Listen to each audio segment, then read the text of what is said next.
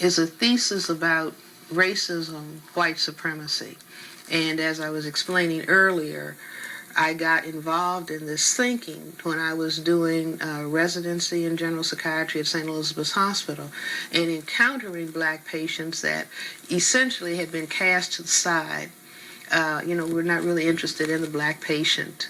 We're interested in other kinds of patients, namely white patients. And I don't think that that is uncommon, as we look back on our historic experience, that people were not zeroing in and being interested. I mean, one could translate that today when we have a lot of black young people, young male people who are getting into difficulty with drugs and guns. And nobody looks at them and says, I wonder why these children are having these problems. They just lump it in the category of being bad and crime-ridden. Do you see? So that same attitude was what prevailed generally when I began training in psychiatry.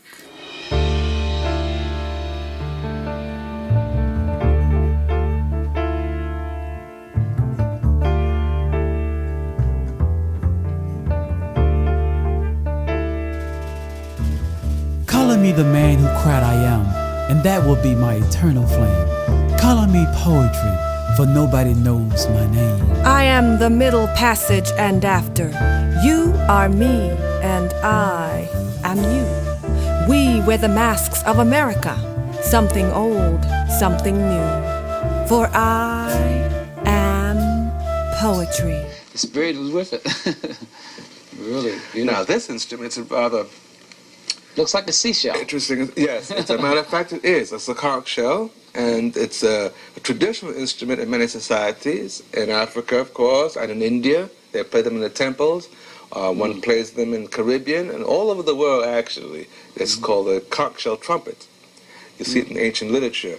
Now, this particular instrument was, it came to me by a brother in the Bahamas. Okay. I described the type of instrument that I wanted to make out of the certain shell. He knew it was a conch shell, and he went down several hundred feet to take this particular animal from the bottom of the ocean and present it to me. And from this, of course, this houses the conch shell. So this is a home. This is a home, and for me, my relationship with it is that it's a family kind of a concept. This is the home of an animal. It's the home in which I can create music from as well. Once the animal was removed, I simply just removed the tip of the instrument, and there's nothing inside except the hole that goes in, and it is a traditional trumpet. And I'd like to demonstrate this to you. Please.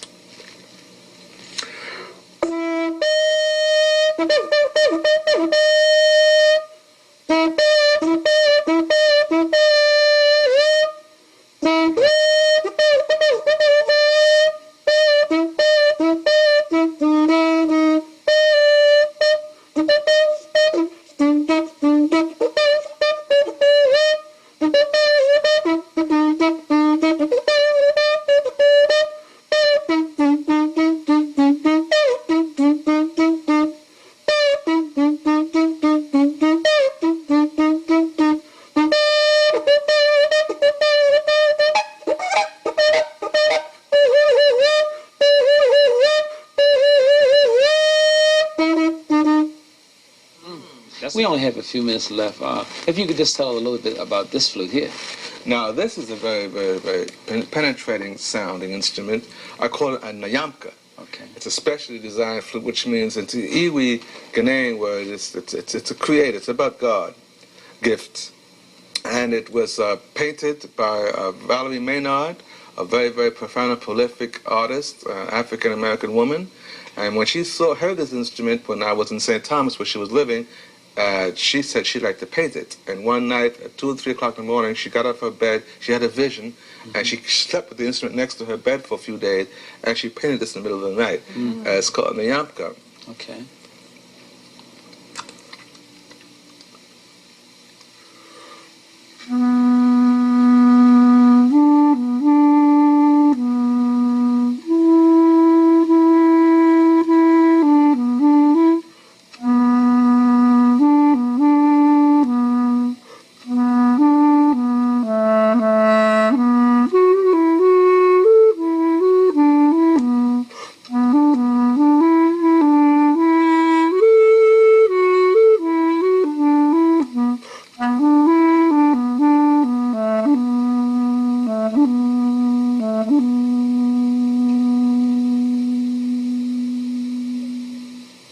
beautiful.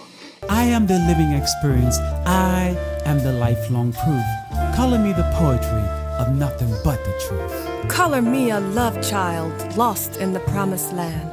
I am a poem for black hearts going to meet the man. I am not to be sold nor bought, so color me a scholar in the school of thought, for I am poetry. Color me the rose and the thorn. I am the timeless hopes of dreams, yet unborn. I am for my people a portrait of pride. Color me the Negro who speaks of rivers deep down inside. Simply entitled Do It for the Children. In the love of every man, woman, boy, and girl, you can find the key to the heart of the world. For each and every one, got to find the better way to do what some say just can't be done. Do it for the children in all that you do and say. Do it for the children. Lifetime of love got to be a better way. Do it for the children. Teach the children the truth. The innocence of a child is the seed of truth for all to see. Teach the children the truth. They're the fruit of the family tree. There's so much that the world needs that there's just too little of. But all we got to do is give a little more love. Do it for the children in all that you do and say. Do it for the children. Lifetime of love got to be a better way. Do it for the children. Teach the children the truth. This next poem that I'd like to share is one that taking that very true notion of what children, not just people, but children must deal with today. This is unfortunately one of the extreme situations that is all too much a reality for young people today. The piece is called Death Row Scenario. He walked to school that morning, met his friends at the same bus stop. It was early in the day, so they didn't have to worry about the cops. Weekday mornings, it was safe for them to be out on the streets, but at other times, it was a crime in the eyes of some cops on the beat. His father used to tell him how they'd hung out at the park back in his day. But of course, those days are long gone. He fit the profile after dark. Today was his 16th birthday. He'd celebrated after school with friends, but it got dark before they left.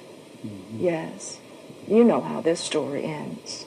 You see, it was late November. It gets dark early that time of year. He stayed after school for his birthday party, but he should have stashed his birthday gear. His friends brought him lots of CDs. His backpack was loaded down. And when the cops stopped him for suspicion, one CD clattered down to the ground. He tried to explain to the officer, not a gun, he tried to say, but the officer kept shouting, "Don't move." Death row scenario was underway. In slow motion, he saw the officer drop down on one bended knee to retrieve that shiny object that had fallen onto the street. Just then, his backpack started slipping off his shoulder and down his back. He tried to tell the cop why he'd moved, but it was far too late for that. His friends all ran for cover. They knew it was much too late. His 16th birthday was his last. His profile had sealed his fate.